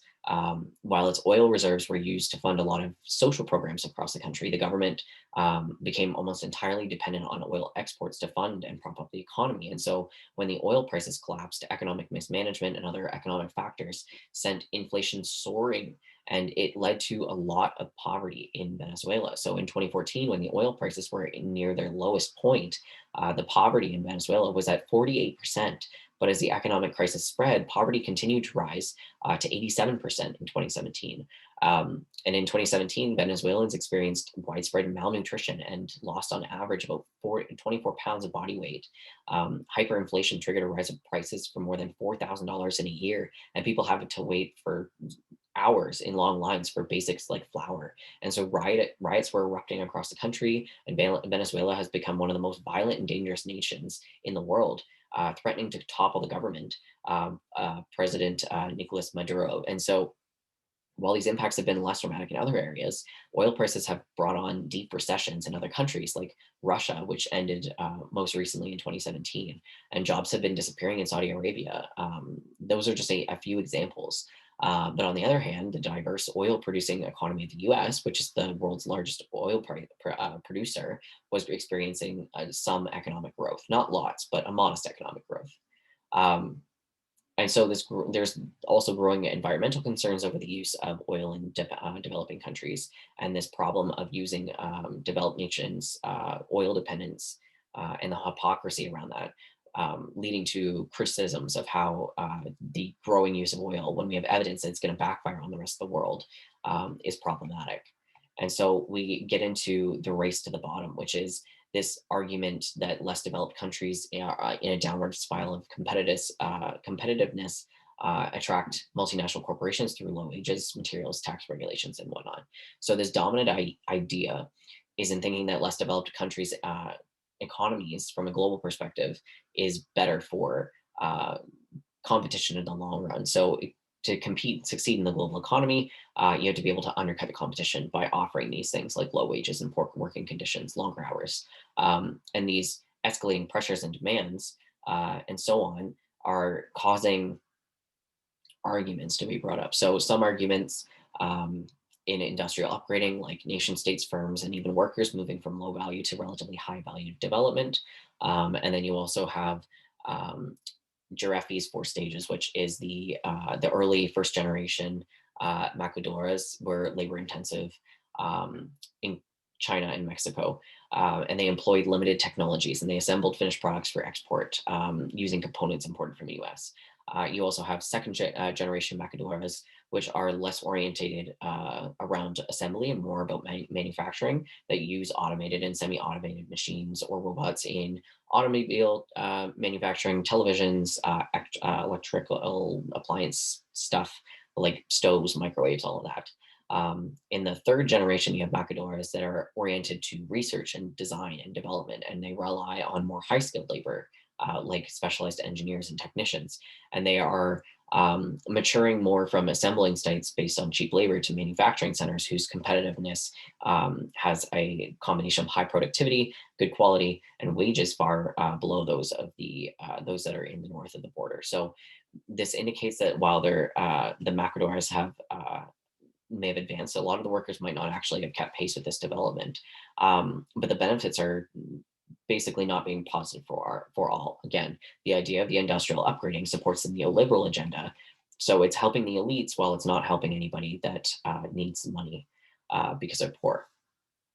So then you also get into outsourcing, which is another way for actors to transfer activities once performed in an entity to a business or businesses in exchange for money. So this is another complex phenomenon that's not only in the economic sphere, but also in healthcare and the military. It's also not just on the macro level in globalization, but also smaller scales like meso levels, like restaurants outsourcing their cooking, or micro levels where parents are outsourcing childcare. So although it's not always global in character, outsourcing is used to deal with different levels of work that are outsourced labor, where it can cover when there aren't locals willing to do that work, or at least businesses are not interested in paying the higher wages for the locals to do that work. Um, and then you've also got offshore outsourcing, which on the other end, you've got insourcing that involves the fact that offshore outsourcing involves tasks being taken into other firms in other countries. So, in the case of the US and other developed countries, the work that is outsourced, say, to India is simultaneously insourced by that country. So, it's also the case that while there are offshore outsourcing, and that's a great deal of work, the US and Britain, among others, are also insourcing some work that has been performed in other countries. So, in short, offshore outsourcing is the transfer of activities to entities in other countries, and is most relevant type to globalization. Again, it's not only in the economy, it's also in like the healthcare sector, the military sector, and insourcing needs to be considered as outsourcing from one country results in simultaneous insourcing to another country. So, um, is this creative destruction? I'm going to butcher this again. Schumpeter um, thought about this theory of creative destruction, having its origins within the current era of globalization and of offshore outsourcing. And so it's well suited to deal with, for example, jobs that have been lost in part of the US destruction, but have gained or created in another part of the country or the world. So it's not well equipped to deal with a situation where the jobs are lost in one country, perhaps involving destruction there, but are created in another. So neoliberals are emphasizing that within a country, jobs lost in one industry are created in another industry. But the real reality is that the new jobs created in the US tend to be jobs that pay a lower wage. So Schumpeter and his students have always combined creativity and destruction because of their focus on a single country. So within this global age, if not always, they clearly can be and are separated by the likelihood that creativity occurs in one country while destruction occurs in another. So, removing this creativity and destruction in this way would make the concept of creative destruction more applicable to the global age. And so, this is relatively important in getting into what this kind of globalization does for countries.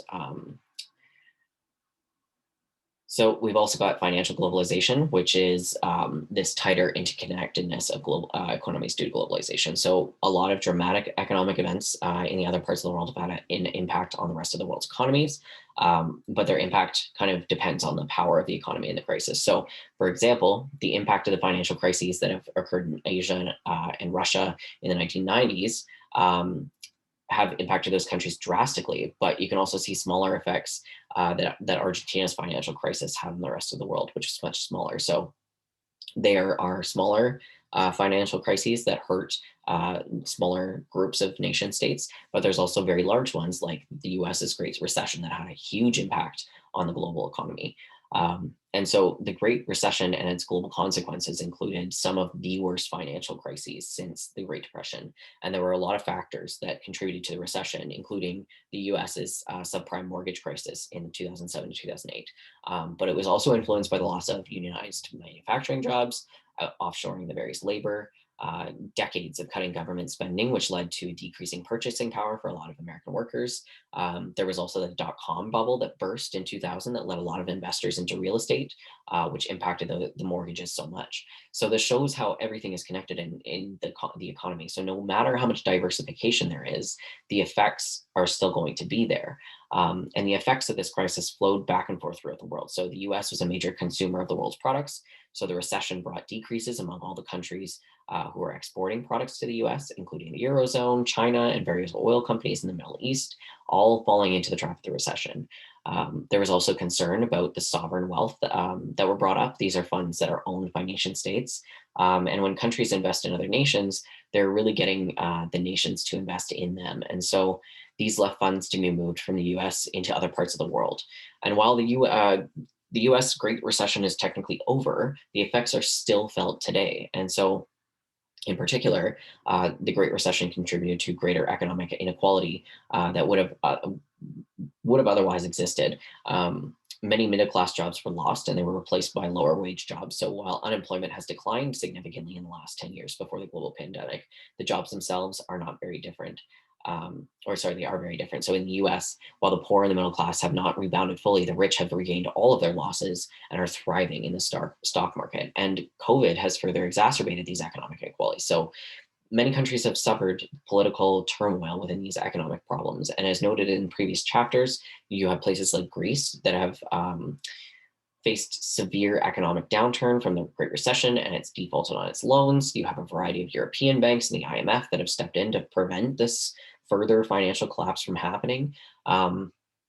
And as part of the IMF's structural agreements, Greece has been forced to cut back on a lot of its social services, which has worsened the economic problems for a lot of the poor working class throughout the country. And massive protests have occurred and political unrest have occurred throughout Greece. And so you see that in other countries as well, but you could also see that the housing bubble with the Great Recession, it's still coming back, and we're also still seeing it quite high in Canada, where you could have like a $300,000 house in a nice location in Hamilton that has been absolutely destroyed and is unlivable, uninhabitable, but it's still worth $300,000. Whereas you could get that kind of house in North Bay, and it's going to be a very nice house, and there's going to be a lot of nice qualities to the place. But then you don't have anybody that is able to buy because we're still being affected by these things like the Great Recession and COVID. So it's definitely impacting people who are just trying to make it through the middle class and the lower income cohorts. They're suffering the most while the rich are still getting richer. So onto consumption flows. So we've talked about a little bit about the consumer. So consumption flows are comprised of consumer objects, consumers, consumption process, and consumption sites. So before we get into that a little in more detail, it's important to note here that there's been a tendency to closely associate consumption as well as globalization of consumption with American Americanization. And this is traceable to the affluence of the US, especially after the close of the Second World War and the economic difficulties that they have, that other countries have encountered throughout the world. So the US has developed this unprecedented and unmatched consumer society for several decades after the war. And at the same time, it's began to export various elements to much of the rest of the world. So while a lot of the American consumer society has become to be adopted elsewhere, it's also modified in various ways, within the aftermath of the Second World War, within European nations that were ravaged by the war, and then aided through America's Marshall Plan. So the point here brings us to the issue of globalization and how it's implicated in all of this beyond the fact that consumption sites, goods, and whatnot have become ubiquitous and increasingly similar throughout the world. So, in a world that is increasingly dominated by neoliberalism, the emphasis on the economy is to greatly increase global flows of everything related to consumption. And so, greatly decreasing any barriers to these flows is what is wanted, basically. So, interest here is in the expediting of the global flows of consumer goods and services of all types, and all the financial processes and the instruments that expedite those flows. So, for example, the small number of credit card brands within the U.S., especially Visa and Mastercard, are increasingly accepted and used throughout more and more parts of the world. And this serves not only to expedite global consumption, but also the flow of global consumers, including tourists. And more importantly, this serves to expedite the global flow of hyperconsumption, which is buying more than you can afford, hyper debt, owing more than you can be able to pay back. It's also through aggressive marketing, which people are taught to believe that they are inadequate and only through consumption that they can achieve a sense of self-worth. The global flow of many of these goods and services and the increasing use of credit cards and other credit instruments leads to more and more societies throughout the world in the direction of this American style of hyperconsumption and hyper debt. And a lot of countries that at one time were very conservative as far as consumption and debt are concerned, they plunged straight like head on into these directions. And so China and India, for example, with their really large populations, are enjoying an unprecedented economic boom, which is appearing to be heading in the same direction of hyperconsumption and hyper debt. So this globalization means that hyper consumption and hyper debt, as well as the problems that are associated with them, are likely to become a global phenomena and a global problem, as they have in the Great Recession. So, um, until recent decades, it was also it was easy not to go into debt, and different countries like Britain have tended to regard any debt beyond a mortgage as shameful. So that's not the way that the American banks look at that kind of debt. Um, such as Citigroup and Capital One. Those two have made headway in the British market with new products and no interest or low interest loans and advertising. So while regulators in Germany and France have restricted growth in credit card debt, British officials have remained kind of on the sidelines. So as a result, the British markets have become larger and the most sophisticated in Europe, but they also have very high amounts of debt. And so now you kind of hear the same kind of things from British consumers that you've kind of long been accustomed to hearing from American consumers. So, for example, one media relations executive uh, said that they were $63,000 in debt and said it was easy to go get the loans and the credit. And you don't really realize that it's real money that you're spending until you sit down and you're looking at your bills. And then it's a huge shock to you that you have $62,000 in credit card debt. And so, nonetheless, Great Britain is an extreme case of the globalization of the American style debt, and other European societies, especially Germany, have not followed on this path. Um, and so, culturally, you might be able to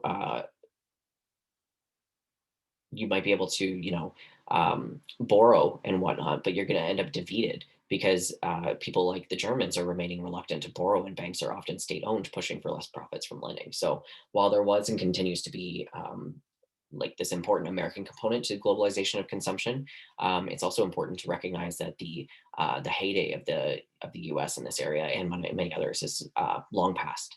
And in any case, there has been much more to globalization and consumption and everything else than Americanization. So local areas have certainly not always or ever been overwhelmed by American imports, but they have integrated them into local culture and economic realities, or globalized them, which we'll get into in another lecture. So these other nations and regions have been significant exporters of these various aspects of consumer society. And you also have a lot of consumption that remains largely local in character. So you have different cultural pieces that is the main consumer that they're pushing in those communities, knowing that it's going to be bought at higher quantities. And so it's not just locally defined, but there's also this active resistance to external definitions of it if it's something that others do not see as important.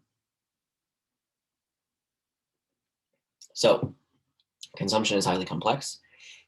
You have consumer objects that are objects that you get, like physically a tangible object, but also services like legal services, accounting services, even the education you're paying for right now. These are all increasingly globalized consumer services. And of particular importance here in terms of objects and services is that this issue of brands and branding, which we've discussed a little bit in previous lectures. And brands are of great importance within nations and globally. And so a lot of money and effort is invested in creating brand names that are recognized and trusted throughout the world. All of the corporate names mentioned throughout this, I don't know if I've actually mentioned them or not, but like Nike, McDonald's, Walmart, Apple, like all of these corporate names that have been mentioned have achieved this global brand recognition. They're household names, not only here, but across the world. So within this contemporary world, they have been very, very much globalized. Like logos are virtually an international language. You can look at a logo, and even if it was French underneath it and you don't know French, you can see the Nike check mark and you know what it is. You can see the McDonald's M and you know exactly what it is. These are very important and they have a global impact as well. On consumers, you have increasing numbers of people who live throughout the world, and they're spending a lot more, and they're spending more time as consumers. So not long ago, it was very different, where people were spending a lot of their time being producers.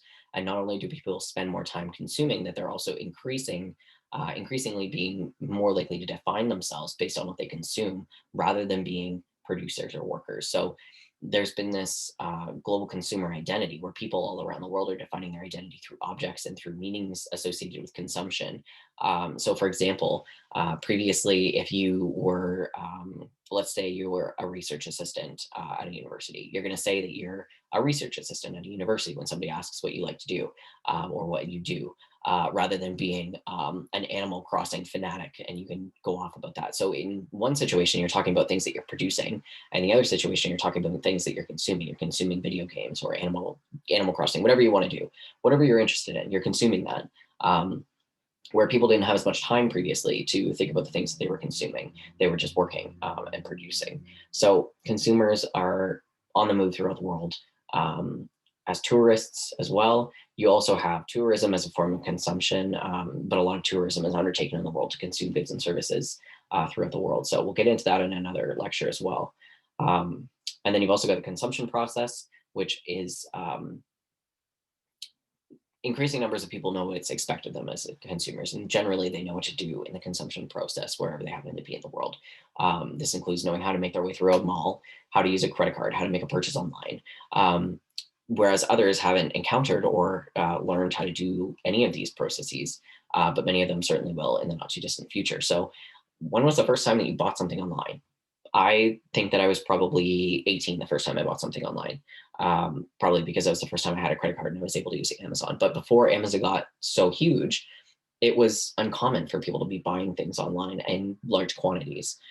So let's say in 2012, if you were going to buy something in 2012, you were likely to go to a mall and pay with a debit card or cash.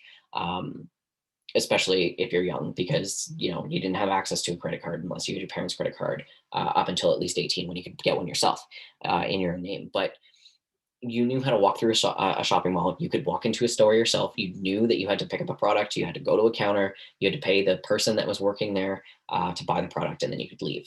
And so these are processes that were just ingrained in us. We know very young how to do these things, how to go to a corner store and buy candy for ourselves as a child. Like, these are things that not everybody has experience with, but with how much consumption there is, it's going to be very common very soon to be able to walk through and buy pretty much any commodity you want. And a lot of this, in a more extreme example, is the globalization of Black Friday. So Black Friday originated in the US, and we all know that it's designated after their Thanksgiving. And it's partially perceived to start the season of Christmas shopping. So stores are opening earlier, like midnight. They offer massive deals on limited items to lure customers into their stores. And there's been so much attention on the day's deals and sales that it turned up into its own spectacle. And then people line up and they trample each other to get these deals. The competition for this deal is such a frenzy that each year there's news stories that capture fights that have happened, or workers that are being required to work on the holiday to be able to open early. People dying in stampedes to be able to get into big box stores to get the TV that everybody wants because it's so cheap. While other countries like France and the Czech Republic and South Africa don't celebrate Thanksgiving. And so consumers are now shopping Black Friday like they did in the US, but there was no reason for it, not in the same way that the US had. So in Britain, marketers have advertised Black Friday since only 2010. And in a similar cultural process, retailers are offering these special deals and they've expanded the hours to entice customers. But with Black Friday becoming globalized, people have pushed back. And so in a town close to Paris in France, these climate demonstrators have blocked a shopping mall and gathered near Amazon's headquarters to protest, saying that overproduction is killing the planet. And a lot of critics argue that the holidays actually hurt small businesses. And so one example noted that a lot of activists, Black Friday is kind of this epitome of this shift, a purely commercial event that's designed just to boost US retailers ahead of the Christmas holidays, which is the symbolism of capitalism that's run amok. And so even in countries that don't typically have Black Friday, like France, they proposed to completely ban Black Friday entirely to avoid this kind of overconsumption. Um, and then we've also got consumption sites, which are American and Western style sites. So you've got the malls, like I said. You've also got fast food restaurants, clothing chains, discounters such as Walmart, Disney theme parks, Las Vegas style casino hotels, internet sites like Amazon, eBay. They've all spread throughout a lot of the world. And in fact, Amazon has become the world's largest e-commerce site, with global sales topping 282 billion in 2019. But as they continue to dominate retail stores, local stores are being driven out of business as they exercise increasing control over third-party sellers on their platform. And you also have a lot of labor issues that have arisen in their warehouses, like workplace safety rates and rates to organize. And so their immense power enables them to shape local policies in their interests at the expense of local citizens. And you'll get more of this out of the documentary about Amazon this week. And I apologize for how long it is, but it is such a great example of what's going on. So it's definitely worth the watch. So, like I said, we got hyperconsumption and hyper debt. So you got buying more than you can afford. You got owing more than you can repay. You've got an increased consumption of services. You've got consumers who are spending a lot more time consuming and defining themselves through their consumption instead of production. And you've also got increased familiarity with the consumption process. And you've got a lot of consumption sites that are increasingly homogenized and familiar. So you can walk into a Walmart in India and it's going to be the exact same. And there's global theme parks that you can walk through and you can see the same things that you would see in any other global theme park. And so despite these flows, you still got quite a bit of global resistance. And so with this spread of chain stores, theme parks, and so on, it's led to a lot of concerns and to resistance in a lot of parts of the world. And so you see even resistance and some concern in the US, even though there's a lot of hyperconsumption, and you see it in Canada as well. And so while we discussed resistance to consumption sites here, it's a far broader global consumption opposition to all aspects of consumption, especially hyperconsumption. But one example is Paris, in which there's a lot of concerns about this Champs Elysees, the most beautiful avenue on earth. And so, this increasing dominance of it in large outlets, often mega stores associated with global chains like McDonald's, Adidas, Gap, Disney, Nike, Zara, Virgin, Louis Vuitton, Sephora, and like auto showrooms like Toyota. Um, you have these massive companies that are increasing its dominance. And so in 2018, Apple and WeWork, one of the world's largest co-working companies at the time, moved into this area. And so a major reason for the infiltration of these mega change was the burgeoning rental costs increasing. So that means that only the large companies could even afford to be there. So um, the yearly rent averaged $1,500 per square foot in 2019, making it the most expensive in the world. And as a result, these local institutions and clubs and movie theaters were disappearing from that area because there was this, it was just too much. And so there was this movement to stop the banalization of it, at least the most famous avenue in Paris, if not the world, to stop what had been occurred in other areas, such as Times Square in New York or Oxford Street in London. And this first step was unsuccessful, but they attempted to ban in H&M Megastore, which is a Swedish chain with nearly 5,000 shops in 30 countries, on the that street. And so there was a study that was commissioned by the city of Paris that concluded that the avenue is progressively losing its exceptional and symbolic character, and thus its attractiveness. And so the deputy mayor of Paris, for urban planning and economic development, explained that having the same brands is not good for the place because people don't know where they are. They could be in London, they could be in Tokyo. It's not Paris anymore. Um, an alternate view, however, is that these changes represent a democratization of that area. They offer an escape from the less affluent, especially the multi-ethnic young people who, some of you who have been expressing their general dissatisfaction with the French life. And so there's evidence of resistance of these stores, but it's also, there's evidence of this resistance that's kind of going away. And so when Abercrombie and Fitch opened there in 2011, the store opening was not greeted by protest, but it was eager consumers. Um, so in a sense, it's not surprising to see that there's been concerns expressed in Paris, but what's more surprising is that the expression of similar concerns in the home of many of these global chains, like the US, in particular in New York City. So the occasion for reaction was that the increasing spread of chain stores from an already saturated Manhattan to the other four boroughs of the city. So, for example, in 2019, there were over 350 Starbucks coffee shops all around the city. And on recent visits to New York, Ritzer and Dean had difficulty finding the traditional New York hole in the wall breakfast joints. Most of them had been replaced by Starbucks and other chains. So you see this sense of moving away from the local great places that you can eat that are local businesses that have been upholded, but rather you see these chains being replaced in those spaces. And so there were also protests sparked in India about Walmart after facing resistance and opening stores. And you also saw it in the US as well, where there was this resistance so strong that Walmart wasn't able to actually open their first store in New York until 2018. You also saw a lot of that kind of protest in San Francisco. to stop proposals for new chain stores or restaurants, and basically making it mandatory that they had to be reviewed by the city's planning commission. And the city supervisor said that they're, you can do whatever you want in other cities, but here we're going to protect the local neighborhood character because that's important to us.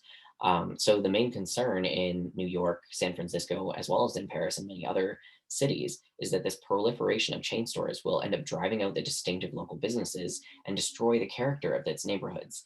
And so you just get this boring sameness in the city that it would be, not difficult to differentiate one area from another.